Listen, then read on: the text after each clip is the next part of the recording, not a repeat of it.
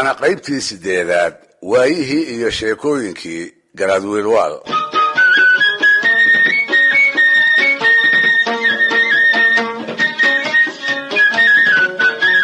dhegaystayaal tan iyo markuu garaadsaday waxaa wiilwaal ka go'nayd inay caddaato rag oo idil inuu isagu ugu awood roon yahay welibana ugu garasho badan yahay sidaas awgeed wuxuu filan jiray cirka iyo dhulka meel dhexdooda ah in laga wada eego xilliyadii hore ee ina garaad faarax loo yiqiin iyo markii inta la caleema saaray uu garaad xirsi noqday kadib muddadii uu noolaa oo dhan sheekooyinkii dhulka soomaalida la isaga warin jiray waxay u badnaayeen isaga iyo wacdarihiisa isaga iyo xujooyinkiisa isaga iyo feejignaantiisa wuxuu ahaa nin si aada u rumaysan hubka wax la isaga rabo oo qurihi inuu yahay waxa awoodda lagu xagsan karo ee dadweynaha uu u taliyo uu ruuxa madaxda ahi tiisa ku yeelsiin karo wuxuu ahaa badbaadada noloshiisa nin aan cidna ku hadlayn oo dadka wixii gacal u ah iyo wixii aan u ahaynba isku si isaga ilaaliya qalabkiisa dagaalka ayuu dhab u aaminsanaa naftiisa iyo boqortooyadiisa labadabana isaga ayuu gaashaan uga dhigtay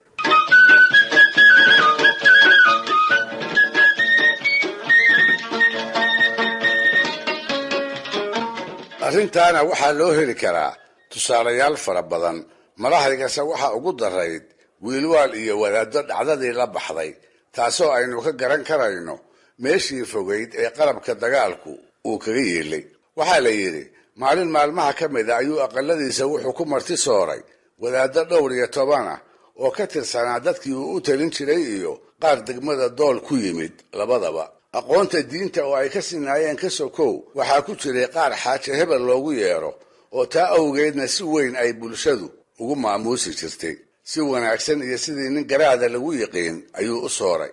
laba intuu u fariisiyey ayuu ka dhargiyey hilbihii wanka oo qaarba si gooni ah loogu wanaajiyey araggiisa oo qura bariis ay gaajadu ku ba'do oo geed adari laga buuxiyeyna uu hordhigay dhay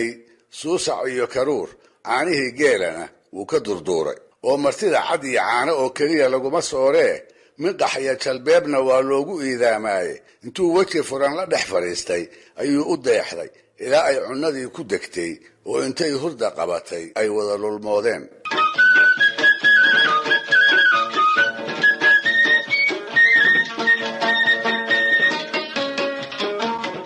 ha yeeshee inay duceeyaan oo keliyihii markay u hadhay markay u faarumaysteen inay reerka ka ambabaxaan ku walibana uu qoyskiisii u carraabo ayay wiilwaal wax ku soo kordheen waxbaa ku soo dhacay hadal kale oo dhan intuu si kadiisa u joojiyey ayuu wadaadadii dabin ku dhaygaga wuxuu arkay samaley warmale inay wada yihiinoo aan lagu arag mid keliya oo haysta waran ama seef ama ableytoona markaas buu intuu ka yaabay kula soo booday su'aal aanay filanayn weligoodna aan cid kala haybin wuxuu ku yidhi oo wadaadow wax la isweydiiyaa ma xumee horta qalabkiinnii dagaalku mee haddiise la idinsoo maago yaa dadka idinka celinaya midkood baa kolkaa af carbeed ugu jawaabay oo ku yidhi naxnu mutawakkiluun cala allah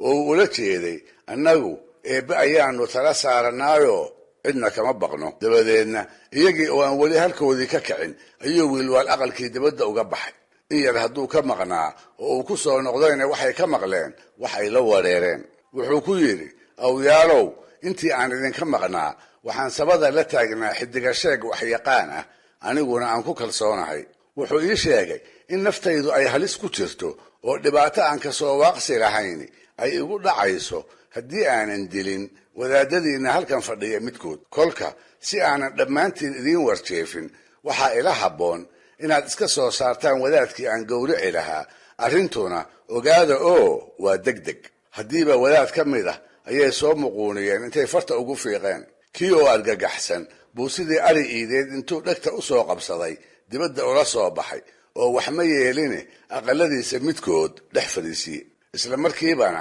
tooraydiisii intuu galka kala soo baxay ayuu sabeen meelaha taagnayd ku gowracay isaga oo tooraydii gacanta ku haysta dhiigguna uu ka tifiq leeyahay ayuu wadaadadii ula galay markaas buu ku yidhi awyaalow xidiga sheeggii wuxuu haddana igu yidhi waa inaad wadaad labaadna gowracdaa haddii kale badbaadi maysid kolka waxaan idinka rabaa hadalkii oo aan weli afkiisa ka soo dhammaan ayay sidii loo gadooday dhagax yidhaahdeen naftaa macaane ilidii uu ku hortaagnaa ayay isku buurteen iyaga oo kutubtiina gooshii kaga tegey kabihiisii mid iladayna aan lagu arag argagax baa dhameeyey ku waliba hortiisa ayuu u cararay isaga oo aan garanayn halkay caguhu ku simi doonaan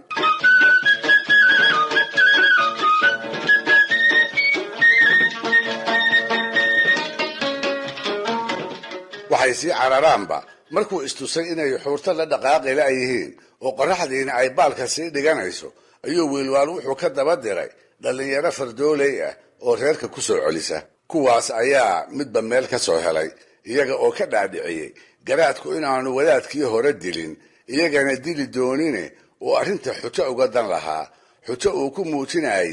in qalabka dagaalku uu ragga lama horaan u yahay hadduu wadaad yahay iyo hadduu waran la yahay labadaba iyaga oo cagamurux la ildaran asii dhagadhan ayaa aqalkii garaadka lasoo hordhoobay dabadeed markay daal tirteen oo ay dadadii ka ba'dayna wuxuu ka wada simay deeq fara badanoo wuxuu ku markaday ay ku iloobeen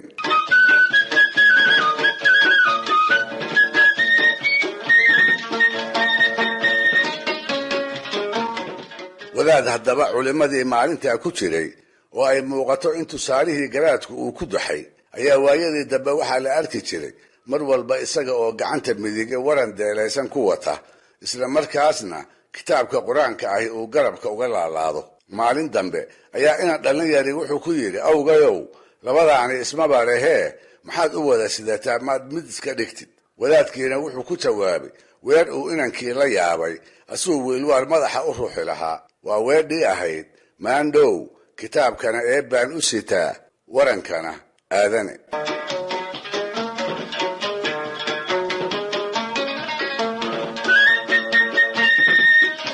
dhegaystayaal barnaamijkii dhaqanka iyo hidduu maanta halkaa inoo joogo waa inoo toddobaadka soo aadan iyo sheekooyinkii iyo waayihii garaad wiilwaal hadduu eebba idmo